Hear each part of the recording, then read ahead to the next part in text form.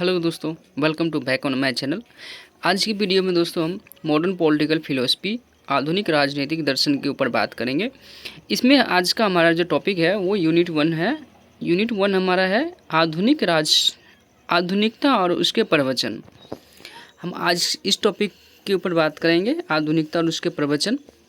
दोस्तों वीडियो अच्छा लगे तो ज़्यादा से ज़्यादा शेयर करना, वीडियो को लाइक करना और चैनल को सब्सक्राइब करना। और दोस्तों मॉडर्न पॉलिटिकल फिलोसफी का ये जो जितने भी यूनिट है हमारा, ये सभी मैं क्लियर कराऊंगा, तो प्लीज़ चैनल को सब्सक्राइब कर लेना ताकि मेरे सभी वीडियो आप लोगों तक पहुँचे। चलो दोस्तों हम बात करते हैं अपने टॉपिक के ऊपर। सबसे पहले हम परिचय जान लेते हैं। आधुनिकता पश्चिमी राजनीति के विचार और संस्कृति के इतिहास में एक मध्यकालीन समय को कहा जाता है। जो आधुनिकता है वो पश्चिम की राजनीति विचार और उसकी जो संस्कृति है उसमें जो एक मध्यकालीन समय है उसको कहा जाता है। 17वीं शताब्दी में यूरोप में आधुनिकता अनेक सामाजिक परिवर्तनों का कारण बना। 17वीं शताब्दी के मध्य से 18वीं शताब्दी के मध्य तक आधुनिकता का जो विचार है यहाँ तक फैला हुआ है, जिसमें आधुनिक दृष्टिकोण तक पहुंचने के लिए विज्ञान, दर्शन और राज्य की राजनीतिक में कई नाटकीय कृतियां शामिल हैं। इस समय में ही समतावाद से पूंजीवाद, औद्योगिकवाद, धर्मनिरपेक्षवाद, मुक्तिकरण, राष्ट्र राज्य और उसको बदल देने के लिए कुछ संस्थाओं का चिन्हित किया गया था। जो 17वीं और 18वीं शताब्दी है दोस्तों, इसमें आप देखते हैं काफ़ी सारे जो क्रांति है, यूरोप की क्रांति हम देखते हैं, अमेरिका में देखते हैं, तो ये क्रांति हुआ था पश्चिमी जगत में। तो वहीं से आधुनिकता का ये जन्म भी कहा जा सकता है। राजनीतिक विज्ञान में आधुनिकता प्रबोधन काल के नाम से भी जाना जाता है, जबकि प्लेटो और अरस्तु के आदर्शवादी लेख से परे निकलकर मैकियावेली ने द प्रिंस एक व्यवहारिक कृति की रचना की जो मानव समाज का यथार्थवादी विश्लेषण करता है।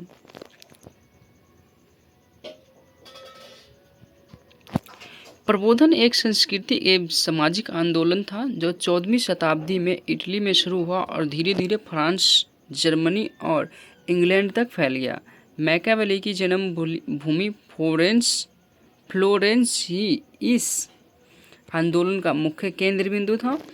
इसी समय में ही कला, साहित्य एवं जीवन शैली के क्षेत्र में चर्च के एकाधिकार का अंत हुआ और तत्वमीमांसा एवं धर्ममीमांसा द्वारा राज्य, कला और शासन को अलग कर दिया गया।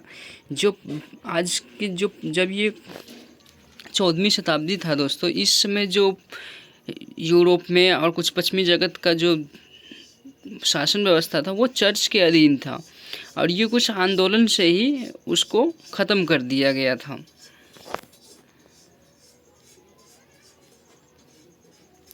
आधुनिकता के चरण, आधुनिकता का जो प्रमुख चरण है उसको हम देखते हैं कब कब से आधुनिकता आरंभ हुआ है। मार्शल बर्मन के एक पुस्तक बर्मन 1983 के अनुसार आधुनिकता को 3 प्रारंभिक चरणों में वर्गीकृत किया गया है, जिसमें पीटर ओसबोर्न द्वारा क्रमशः आरंभिक, शास्त्रीय और उत्तर आधुनिकता कहा गया है। आरंभिक आधुनिकता का जो समय है वो है 1500 से 1789 तक, 1500 से 1789 तक। शास्त्रीय आधुनिकता का जो समय है 1789 से 1900 तक और उत्तर आधुनिकता का जो समय है वो है 1900 से 1989 तक। लियो टाई और बॉडीलॉर्ड जैसे लेखकों का मानना है कि आधुनिकता 20वीं सदी के मध्य अथवा उत्तरार्ध में समाप्त हो गया और इस प्रकार आधुनिकता के बाद की अवधि को उत्तर आधुनिकता वर्णित किया गया। ये समय है 1930 का दशक, 1950 का दशक और 1990 का दशक से वर्तमान तक। अन्य सिद्धांतकारों ने 20वीं सदी के अंत से लेकर वर्तमान समय की अवधि को आधुनिकता का एक अन्य चरण माना है। इस चरण को बोरमन द्वारा तरल आधुनिकता और गिडेस द्वारा उच्च आधुनिकता कहा जाता है। जो अन्य कुछ भी सिद्धांतकारों है दोस्तों, विद्वानों जो है, उनका मानना है जो 20वीं सदी के जो बाद का जो समय है, जो अभी हमारे समय जो अभी चल रहा है, ये आधुनिकता का है। लेकिन इस चरण को तरल आधुनिकता और गिडेस बोरमन द्वारा तरल आधुनिकता और गिडेस द्वारा उच्च आधुनिकता कहा जाता है। आधुनिकता के प्रमुख लक्षण। आधुनिकता का जो प्रमुख लक्षण है दोस्तों, उसमें है सबसे पहला तर्क, अनुभववाद, सार्वभौमिकता, यही सब है। तो चलो हम इसको पूरा डिस्क्राइब करके पढ़ते हैं। तर्क आत्मज्ञान का सबसे महत्वपूर्ण लक्षण रहा है, जिसमें किसी के संवेदी अंगों और प्रयोगों से स्वाभाविक ज्ञान के आयोजन पर जोर दिया गया। इन दार्शनिकों ने तर्कसंगतता और अनुभववाद को एक दूसरे से जोड़ा और वैज्ञानिकों को एक नए अनोखे उद्भव के लिए प्रेरित किया। जो तर्क है दोस्तों, पहले जो लोग था वो देवी देवताओं के ऊपर उसके अनुसार चलते थे कि ये करेंगे तो ये हो जाएगा, यानी एक अंधविश्वास था। लेकिन जो तर्क, जो रीजनिंग, जो आदमी को जब ये तर्क आया तो आदमी सोचने लगा कि क्या करेंगे, कैसे करेंगे, क्यों करेंगे, कब करेंगे, किस लिए करेंगे। तो ये तर्क दे करके आदमी काम करता था। अनुभववाद। वैज्ञानिक पद्धति पर आधारित विज्ञान की धारणा 17वीं शताब्दी की वैज्ञानिक क्रांति के दौरान ही विकसित हुई। ऐसा ज्ञान जो हमारी ज्ञानेंद्रियों, आँख, कान, नाक, जीभ आदि त्वचा के पहुँच से बाहर है, लेकिन हम उन्हें चिंतन और मंथन जैसी प्रक्रियाओं से प्राप्त कर सकते हैं। विचारकों द्वारा समाज को एक अनुभवी आधार पर देखा गया और समझा गया। इसी तरह मानव ज्ञान का विस्तार हुआ। गैलीलियो, बेकन, आइजैक न्यूटन और डेस्कार्tes जैसे विचारकों ने अनुभवजनक आधार पर समाज को समझने की कोशिश किया। सार्वभौमिकता। प्रबोधन के विचारकों के अनुसार तर्क, विज्ञान और गणित को किसी भी स्थिति में लागू किया जा सकता है। उनके अनुसार वैज्ञानिक सिद्धांत हर परिस्थिति में एक समान होते हैं। विज्ञान विशेष रूप से सार्वभौमिक कानून का उत्पादन करता है, जो बिना किसी अपवाद के पूरे विश्व को नियंत्रण करता है। इस कारण से तार्किकता, सार्वभौमिकता, वैज्ञानिक समझ और गणित नई समझ की भाषा बनी। प्रगति। यदि कारण और प्रभाव सार्वभौमिक कानून है तो प्राकृतिक और सामाजिक दुनिया की परिस्थितियों को भी विज्ञान द्वारा सुधारा जा सकता है। इसलिए यह प्रगति विज्ञान का मुख्य सिद्धांत बन गया। आत्मज्ञान प्रबोधन के इस सिद्धांत के कारण आधुनिकता प्रगति से जोड़ा गया और अधिक के उत्तरोत्तर प्रगति के लिए राज्य की स्थापना की गई। इसी समय के सारे दार्शनिकों ने, जैसे कि हॉब्स ने प्राकृतिक अवस्था से निकलकर नागरिक समाज का गठन किया, उसी तरह लॉक ने सामाजिक अनुबंध से सरकार की स्थापना की। समाज एवं राज्य की स्थापना प्रगति का मुख्य आधार था। जो प्रगति आधुनिकता है दोस्तों, ये देखते हैं हम हमेशा विकास हो रहा है, इसका प्रगति हो रहा है, कुछ ना कुछ नया आता जा रहा है हर रोज़, आज कुछ तो कल कुछ, तो ये विकास पे आधुनिकता हमें। प्रभुसत्ता। प्रभुसत्ता का विचार पूरी तरह से नई संस्कृति और राजनीतिक वातावरण से उभरकर सामने आया है। प्रभुसत्ता के दो पक्ष है, आंतरिक और बाहरी प्रभुसत्ता माना जाता है। आंतरिक रूप से राज्य प्रभुसत्ता संपन्न है और अपनी सीमाओं के भीतर इसका सर्वोच्च प्राधिकार है। प्रभुसत्ता के संबंध में बोधा के विचार यह है कि एक केंद्रीय प्राधिकारी के पास असीमित शक्ति होना चाहिए। उन्होंने विभाजित फ्रांस को अव्यवस्था से निकालने के लिए इस तरह के केंद्रीय प्राधिकार का समर्थन किया था। होब्स ने प्रभुसत्ता पर लगने वाली हर तरह की सीमाओं को हटा दिया एवं लेवियाथन को सर्वशक्तिमान बनाया। लॉक ने होब्स के इस राजनीतिक असीमवाद या निरंकुश राज्य के विचार को संशोधित किया। उन्होंने प्रभुसत्ता के प्रतिनिधित्व सरकार में संवैधानिक रूप से स्थापना की। जो होब्स का मानना था दोस्तों, होब्स जो था वो लेवियाथन यानी जो भगवान की जो सत्ता था उन्हीं को स्वीकार करता था, लेकिन जो इसमें होब्स लॉक ने जो होब्स की जो राजनीतिक असीमवाद या निरंकुश की राज्य की जो विचार था इसमें संशोधित किया और उन्होंने प्रभुसत्ता को एक संवैधानिक रूप में स्थापना देने का प्रयास किया।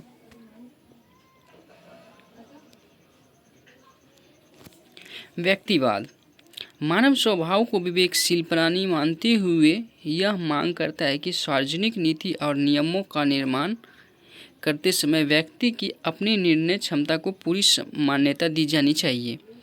मानव स्वभाव की समक्ष ही ज्ञान और राज्य की विभिन्न क्रियाकल्पों की उत्पत्ति का केंद्र बिंदु बना। इसके बाद मनुष्य को हर गतिविधियों के स्रोत के रूप में माना जाने लगा। प्रबोधन काल में व्यक्ति किसी ईश्वर या पोप के अधिकारों के अधीन नहीं था। इसी कारण से लोग नागरिक समाज या राज्य को एक कृत्रिम उपकरण मानता है। जो प्रबोधन काल के जो पहले का समय है दोस्तों, उसमें जो लोग था वो ईश्वर या पोप या पोप का मतलब ये है दोस्तों चर्च, जो ईसाइयों और जो समाज के लोग हैं वो चर्च में जो थे, तो जिसने पश्चिमी काल के जो पश्चिमी देशों का जो लोग हैं वो ज़्यादातर चर्च को मानते हैं, तो वो इसके अधीन था। लेकिन प्रबोधन काल के समय जब कुछ आंदोलन चला तो उस समय इससे इसके अधीन से हट गया ये, और इसी कारण से लोक ने नागरिक या राज्य को एक कृत्रिम उपकरण के रूप में माना था। धर्मनिरपेक्षता प्रबोधन पुजारी और पुरोहित के वर्चस्व के खिलाफ है। यह प्रबोधन काल जो था दोस्तों वो पूरा पुजारी और पुरोहित के जो वर्चस्व था यानी उसका जो एकाधिक अधिकार था उसके खिलाफ प्रबोधन काल शुरू हुआ था।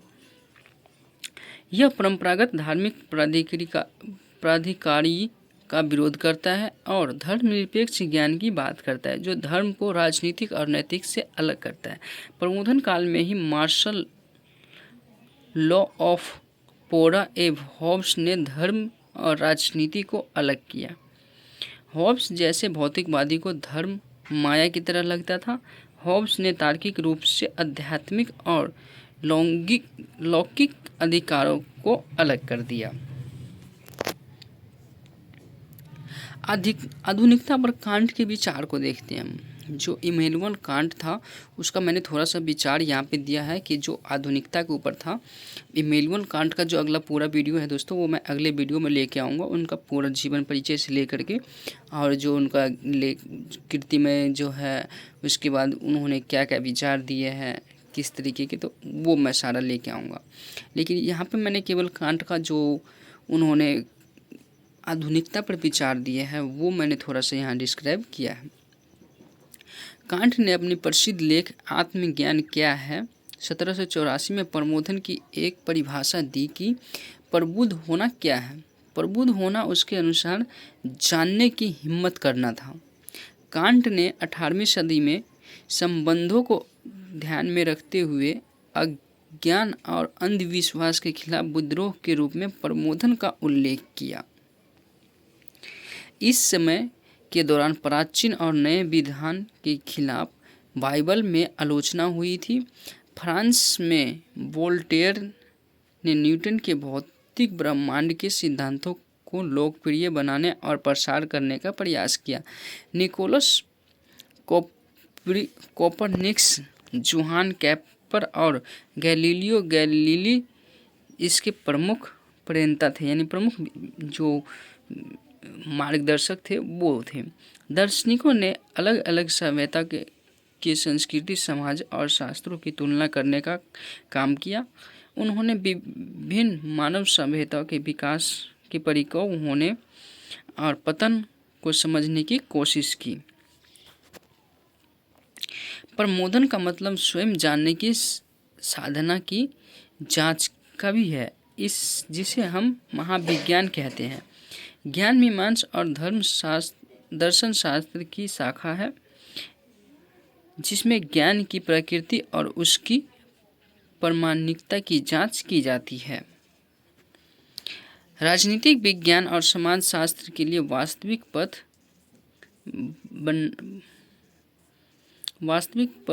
बनना आत्मज्ञान का युग, इसलिए प्रगति का युग रहा। इसके बावजूद कांट का निबंध आत्मज्ञान क्या है यह कहना चाहता है कि हर व्यक्ति को पता होना चाहिए कि हम किसकी बात कर रहे हैं। उनका कहना था कि व्यक्ति को अज्ञानता और अंधविश्वास से खुद को अलग करना चाहिए। व्यक्ति सावधानतापूर्वक इसके खिलाफ विद्रोह कर सकते हैं। ज्ञान पर कांट के निबंध का मुख्य प्रभाव अमेरिका की आज़ादी की घोषणा के 8 साल बाद और फ्रांसीसी क्रांति से 5 साल पहले आया था। कांट के अनुसार एक प्रबुद्ध तानाशाह जिसके पास एक कुशल सेना होगी, वह अपनी प्रजा को अभिव्यक्ति और चर्चा की आज़ादी देगा, बशर्ते प्रजा राजा की वफादार हो। कांट ने आत्मज्ञान के युग को तर्क का युग कहा। कांट ने अपनी कृति में एक विवेकशील राजा को सराहा है। निष्कर्ष, अतः प्रमोदन के समय को तर्क का युग का समय कहा गया।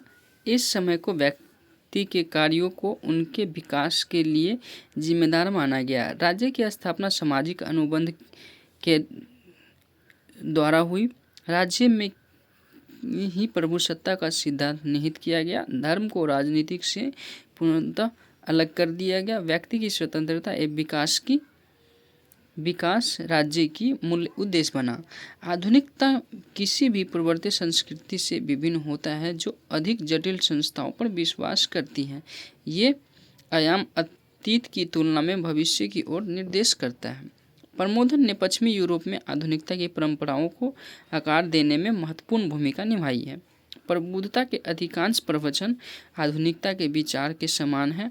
तर्क, अनुभववाद, स्वतंत्रता, प्रगति और सार्वभौमिकता का विचार आधुनिकता और उसके प्रवचनों का हिस्सा है।